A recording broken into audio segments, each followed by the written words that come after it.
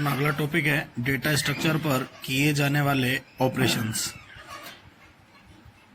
Data structure पर 5 प्रकार के ऑपरेशन किए जाते हैं, जिनमें से पहला है इंसर्शन। इंसर्शन को हिंदी में कहते हैं डालना।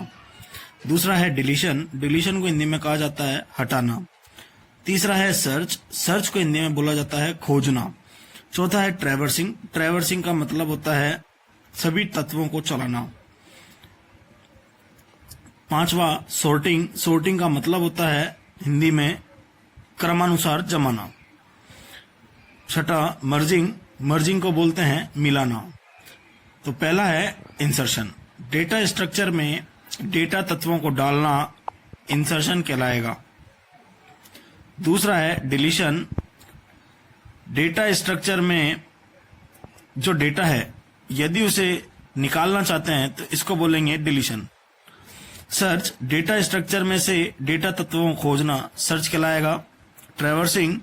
डेटा स्ट्रक्चर के जो डेटा हैं उन सभी डेटा तत्वों की प्रोसेसिंग, मतलब उनको सभी को चलाना, क्या कहलाएगा? ट्रैवर्सिंग।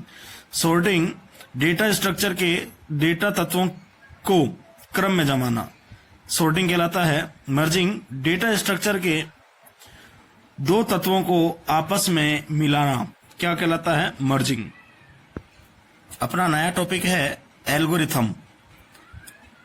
ध्यान रखिए, एल्गोरिथम कुछ चरणों का समूह होती है। ये जो चरण होते हैं ये किसी विशेष कार्य को पूरा करने के लिए लिखे जाते हैं। आइए अब हम इसको परिभाषा के रूप में समझते हैं। एल्गोरिथम ये निर्धारित रेंज की वैल्यूज का एक सेट होता है। निर्धारित रेंज की वैल्यू मतलब जिसकी वैल्यू जो होती है वो पहले से निर्धारित होती है, जिसका प्रयोग किसी पूर्व निर्धारित कार्य को पूरा करने के लिए किया जाता है। किसी भी एल्गोरिथम को फ्लो चार्ट के माध्यम से व्यक्त किया जाता है। अर्थात किसी एल्गोरिथम, जब हम कोई एल्गोरिथम बनाते हैं तो उसे अलग अलग चित्रों के द्वारा दर्शाया जाता है। इसे ही फ्लो चार्ट कहा जाता है। यदि किसी एल्गोरिथम को चलने में कम समय और कम मेमोरी की आवश्यकता होती है तो उसे कुशल और तेज एल्गोरिथम कहा जाता है।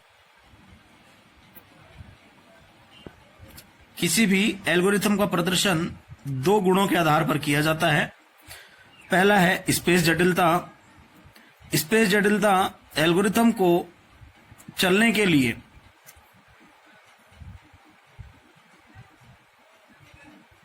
मेमोरी में कितने स्पेस की आवश्यकता है ये कौन बताएगा? स्पेस जटिलता। ये 2 प्रकार का होता है।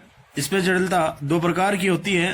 पहला है इंस्ट्रक्शन स्पेस। इंस्ट्रक्शन स्पेस यह स्थायी होता है। यह प्रोग्राम में कोड की लाइनों की संख्या पर निर्भर करता है। दूसरा है डेटा स्पेस।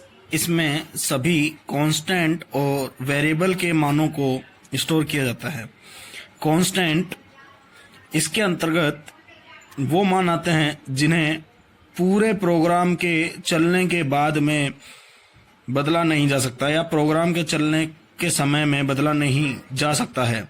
और वेरिएबल के द्वारा प्रोग्राम में मानों को या वैल्यूज को स्टोर किया जाता है। अब बात करता हूं मैं समय जटिलता की। ये बहुत ही इंपॉर्टेंट टॉपिक है। समय जटिलता यह प्रोग्राम को चलने के लिए आवश्यक समय का प्रतिनिधित्व करता है। मतलब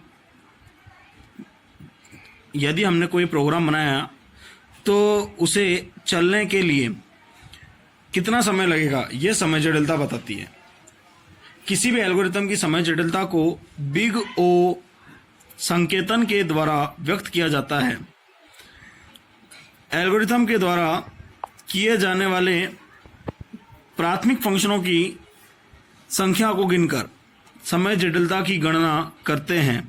किसी भी एल्गोरिथम की कार्य करने की क्षमता अलग अलग इनपुट के साथ अलग अलग हो सकती है, इसलिए इसकी वर्स्ट केस समय जटिलता का उपयोग करते हैं। वर्स्ट केस से आशय है यदि किसी एल्गोरिथम को किसी कार्य को पूरा करने में अधिक समय और अधिक मेमोरी की आवश्यकता होती है तो उसे वर्स्ट केस कहा जाता है। धन्यवाद।